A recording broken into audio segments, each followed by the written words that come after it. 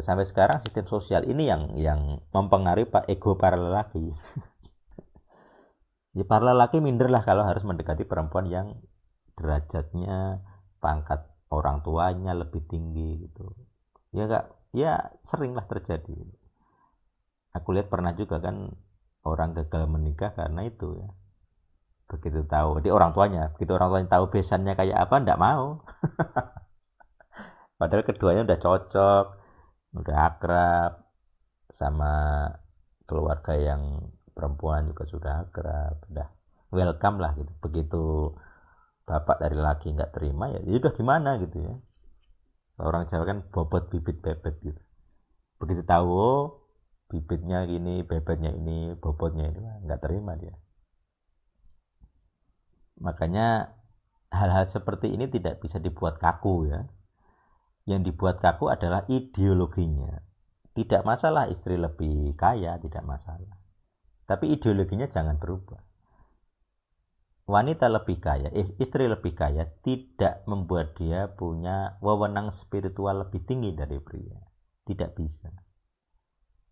Merintah-merintah bisa, tapi ketika lelaki mengucapkan sabda, wah jangan tanya.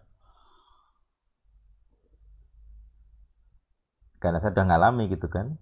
Saya mempraktekkan dan ada hasilnya gitu. Ada dampak gitu ketika ini dilakukan para lelaki. Jadi ini para lelaki di El Sadik harus belajar ini, memang pengen saya ya, tapi nggak tahu kalian sanggup menerima cooknya. Karena cooknya ini untuk menggunakan metode ini berat sekali secara mental. Jadi ego kalau rusak nggak bisa menggunakan metode legal ground. Nggak bisa, nggak sanggup, beban mental soalnya. Jadi kalian harus bisa tenang tapi berkuasa gitu. Yakin dengan apa yang kamu katakan adalah perkataan Tuhan. Itu sulit sekali. Jadi ada beban mentalnya gitu. Termasuk nanti karena nanti ada unsur tidak bisa balik gitu. Kalau sudah diucapkan, bahkan hanya dipikirkan itu nggak bisa balik kecuali syarat-syaratnya terpenuhi gitu. Nggak bisa balik. Kalau sudah diucapkan, sejauh ini aku tidak melihat balik gitu. Karena memang itu sudah keputusan Tuhan. Jadi kita tuh hanya mengucapkan keputusan Tuhan sebenarnya.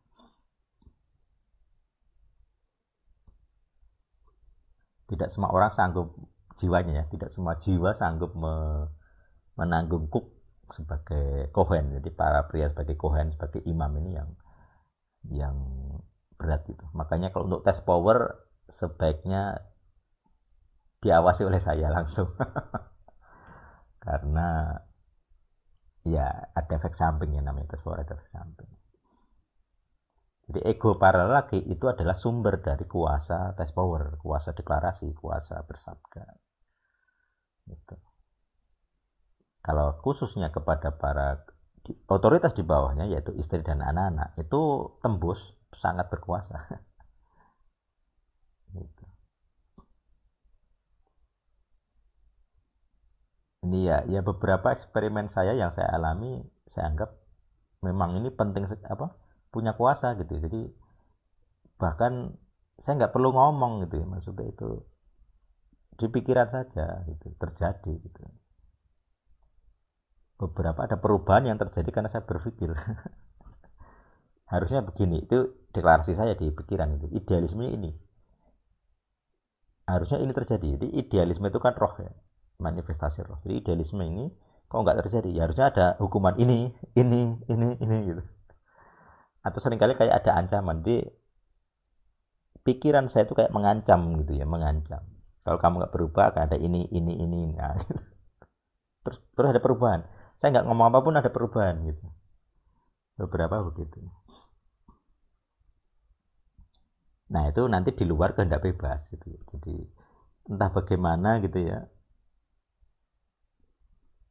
itu tidak bisa mengintervensi kehendak bebas. Jadi orang harus mengambil keputusan sendiri. Tapi dengan ancaman itu kayak ada beberapa kondisi, aku belum bisa menjelaskan prosesnya, tapi orang bisa merespon, bisa ngerti, oh orang bisa terancam gitu.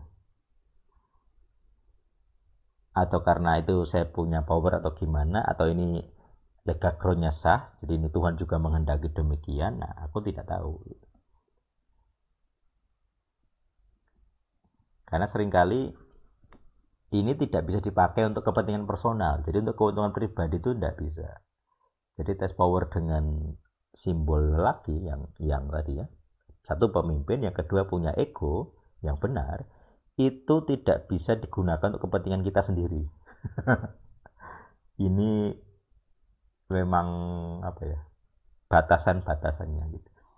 Jadi ini hanya berhasil kalau Dewan Langit di atas sana memutuskan setuju gitu. Kalau di atas sana nggak setuju, terutama kalau kita doa kita itu untuk kepentingan pribadi, yang orang sekarang istilahnya egoisme gitu, tidak ada kuasanya, tidak jalan. Bahkan jika terjadi itu tidak menguntungkan kita malah. Jadi kita dengan test power untuk kepentingan kita, ternyata gagal. Berhasil iya dalam tahap tertentu, tapi nanti hasilnya itu tidak akan menguntungkan kita. Malahan menunjukkan bahwa Tuhan tidak menghendaki gitu. Nah, ini keunikan dari metode test power. Jadi saya bisa tahu kehendak Tuhan itu apa dengan test power. Awalnya bisa karena egoisme ya. Tapi ketika terjadi seperti yang saya kehendaki, tapi hasil akhirnya bukan untuk kepentingan saya ternyata. Malah membantu orang. Yang berdosa ya tambah berdosa, maksudnya begitu. Atau orang semakin kuat dengan keputusannya apapun itu ya. Jadi test power itu di batasannya satu, kehendak bebas, yang kedua ada Tuhan gitu yang terlibat di sini. Ini kalau Tuhan nggak terlibat tidak ada kuasa. Jadi kalau Tuhan tidak setuju, Dewan Langit tidak setuju gitu ya, tidak akan ada kuasanya. Jadi penggunaan ego para lelaki ini tidak bisa digunakan kita sebagai acuan utama. Jadi ini hanya sebenarnya rangkaian dari mengenal kehendak Tuhan, yang kedua memerintah bersama Tuhan. Jadi kita tuh raja-raja kecil lah kalau pakai metode ini. Nah itu, baik. Jam berapa nih? 9.42 ya. Filosofi sekali ini. Jadi memang sangat-sangat teoritis ya. Ya ini sekolah filosofi soalnya. Aku juga tidak tahu kenapa aku dibentuk seperti ini. Ya itu, ini bahasa-bahasa saya memang abstrak. Saya desainer abstrak soalnya, dia ada tesnya. Desainer abstrak, desainer konkret, praktis-praktis tertentu ada. Itu tes peran dan karunia kalau ada dulu.